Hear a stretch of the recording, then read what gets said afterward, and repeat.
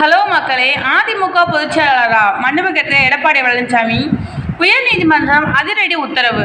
அதிமுக பொதுச் செயலாளர் என குறிப்பிட்டு எப்படி மனு தாக்கல் செய்ய முடியும் என்று எடப்பாடி பழனிசாமிக்கு உயர்நீதிமன்றம் கேள்வி எழுப்பியுள்ளது. அதிமுக பொதுச் செயலாளர் தொடர்பான வழக்கு நிலுவையில் உள்ள போது எப்படி பொதுச் செயலாளர் என குறிப்பிட முடியும் என்று உயர்நீதிமன்றம் கேள்வி எழுப்பியுள்ளது.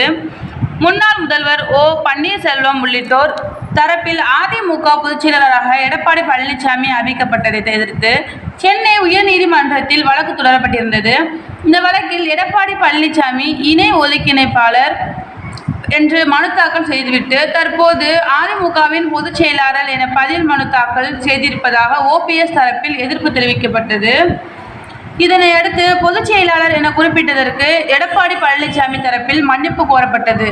இதனை ஏற்றுக்கொண்ட உயர்நீதிமன்றம் திருத்தப்பட்ட மனுவை தாக்கல் செய்ய எடப்பாடி பழனிசாமி தரப்புக்கு உத்தரவிட்டு இந்த வழக்கு விசாரணை வருகின்ற ஆகஸ்ட் 7ஆம் தேதிக்கு ஒத்திவைத்து சென்னை உயர்நீதிமன்றத்துக்கு உத்தரவிட்டுள்ளது. தேங்க்யூ.